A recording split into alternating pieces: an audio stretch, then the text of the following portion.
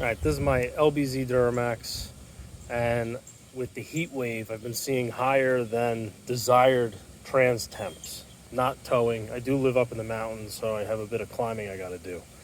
But I saw like 203 degrees on the trans empty. I don't know, a couple of days ago. It was like 90 ambient. Then I realized, because I never really looked at it, though we have a bigger trans cooler on the LBZs than we did on the LLYs. The LLY was mounted up here behind the grill, where the LBZ from the factory was mounted down here behind the bumper. So I flipped the trans cooler up, as you can see, to be now behind the grill. And in the same ambient temperature, same conditions, same route, same traffic, I am consistently now seeing 20 degrees cooler trans temps. So in order to do this, it was very simple, about an hour time. This bar that runs across underneath the cooler right now, it mounts in that location from the factory. I just flipped that upside down and then flipped the cooler upside down separately. Drilled holes in that tab that's coming down. I slid that all the way up, drilled a couple of holes there to bring the cooler down as low as possible so that the factory transcooler lines would still meet and not be stressed.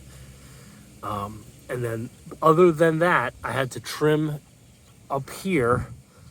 You see where I have that rubber hose, just so it's not metal on metal. That was a tab that stuck out further. So I trimmed that tab, drilled those holes. Other than that, it's using all factory bracketry. That hole over there on the outside of the transcooler line, that is the only threaded spot in that support. It's the same hole from the factory that I'm using.